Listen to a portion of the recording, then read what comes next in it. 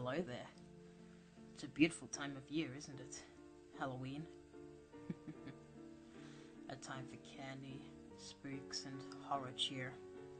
I love every second, minute, hour of it. Anywho, I have a story for you, little boys and girls. It's about a little boy named Zane. He's a boy of muted speech, meaning he rarely speaks. His eyes are a grey sort of pigment, which makes him the odd one out. Different if you must. His hair is the most unique feature about him. His hair is a silver tint, not shouldered, but just below his earlobe length. He was a little bit tall for his age, reaching about 4 foot 8 inches. His height was below average, being 28.2 pounds. Our story starts off in a large-scale town, known by the name of Jamestown. A very cliched name, no? Zane was considered strange in this town of outgoing and normal outlooks. He was shunned when he first tried to make friends, like the local kids surrounding his home and other hangouts. Let's start our story with Zane at the bus station, going to school. It was about 7:40 as he stepped onto the bus. He observed the seats, looking for an open seat where he could sit next to another, hoping to be accepted. As he stepped forward, a small little blonde by the name of Esmeralda moved her bag to the empty space next to her, exchanging a rather rude scowl to him. Zane continued down the alley of the bus looking for another seat. A rather big boy named Henry laid his feet onto the empty space of the seat, laughing at Zane and speaking in a rude voice, stating, "This is the normal kids only seat, freak." Zane looked at him with an emotionless look as he shrugged and continued down the alley once more, in search of a seat. He finally found a seat at the back of the bus. It was a one-person only seat, and surprisingly, it was not occupied. He quickly set down his small, slightly ragged backpack on the ground as he took the seat, noticing it was slightly uncomfortable. He stared out the window as the bus drove on through the town, finally reaching the school building, Jamestown Elementary School. He stepped out after the kids ahead of him. He noticed they were discussing his looks and giggling at him, mocking him. He examined the school building and saw it was brand new. It was an elementary and high school mixed building, one end being for the majority of elementary kids and the other for high school students. He walked in and noticed the wide hallways, wooden doorways into the classrooms, and not to mention the small brown lockers standing at each side of the hallway. He walked to the one with his name written on a small cut of a piece of paper in a black Sharpie. He put his bag in the locker, taking out his pencil bag and 2 notebooks, one for his drawings and one for his classes. He closes it and slowly makes his way to the class. It was a normal first day, besides the fact that 2 kids that he had met on the bus relentlessly tortured him. They went from kicking him in PE, to pinning him on the playground and stuffing his mouth with rocks, shoving his food tray in his face at lunch, and even catching him in the bathroom as they shoved his head into the urinals. Zane was a muted and usually civilized child, but one day a side of him has been shown that he never had before: love. Zane met a girl named Mia. She was a short girl with dark hair that passed her shoulders halfway down her back. Her eyes glowed a shade of green that shone like a newly shined emerald. She was the kindest to Zane, despite his features and muted nature. Mia and Zane spent a lot of time together. Mia talked to Zane about her pets, her parents, her favorite music and hobbies, and she never minded his muted nature. In fact, she found it sort of cute. They even reached a point of the friendship that could be considered love. They began to hold hands at lunchtime. Zane sat with her on the bus and even went over to her house to play.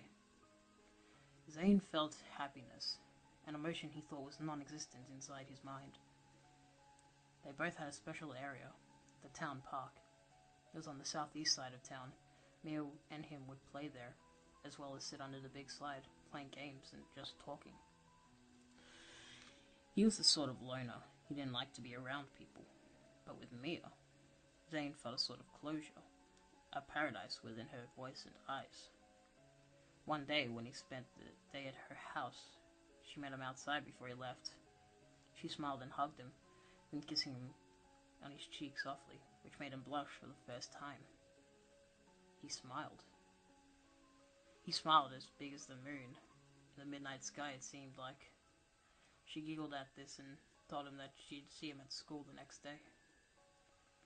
She ran back inside her home as he walked home, as happy as he's ever been in a very long time. But the next day, Zane learned of another emotion, one side of him that could cause damage. Anger. Zane went to meet Mia at her house as he usually does, but she never showed.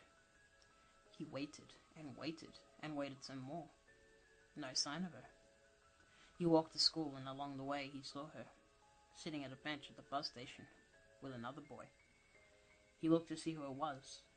He felt pain cross his heart as he saw Henry sitting beside her, holding her hand, talking to her as if they were in deeper love than she and Zane were. He walked over to him, Mia finally noticing him standing near them. Zane felt tears well up, and he dropped his bag. Mia began to stand, but Henry laughed and stood up, walking to him. Henry stood right in front of him, smirking at Zane's sorrow. He spoke with a very tough and purposely hurtful voice. You thought she loved you, freak. She never loved you. She only hung out with you to make you feel better. The real thing here is, she loves me, not you, you skinny freak of nature. You couldn't attract a girl unless she was blind, deaf, or just plain stupid. Zane heard this. He heard it well. His heart thumped hard, his head swelled with emotions. He noticed Mia was standing behind Henry, looking very guilty. He felt a warm sensation rise in his chest. His heart thumped faster, harder. His eyes began to open up as his breathing quickened. His hands balled up into fists. Henry laughed some more, as he knew.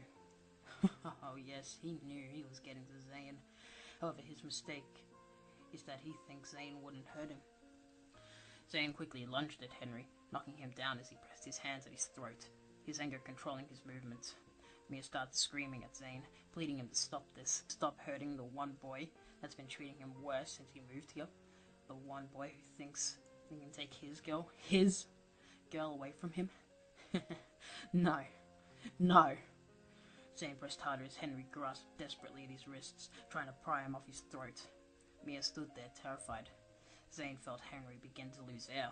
Henry slowly began to turn purple, the air circulation not having access to his lungs.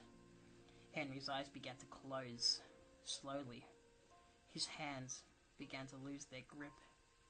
Henry took one last look into Zane's grey eyes. Within a few seconds, Henry was gone. His heart quit beating. His breath stopped. Zane, sitting over his body, observed the boy that he had just took the life from. He looked at Mia with cold eyes, cold and bloodthirsty eyes as he stood. He still had hatred delving within his heart. His very soul was drenched in the hatred that blinded his common sense. He walked towards Mia as Mia stood in fear. Zane's mouth turned into a slow smirk. A smirk of revenge. She loved Henry more than him. She double-crossed him. She betrayed his heart.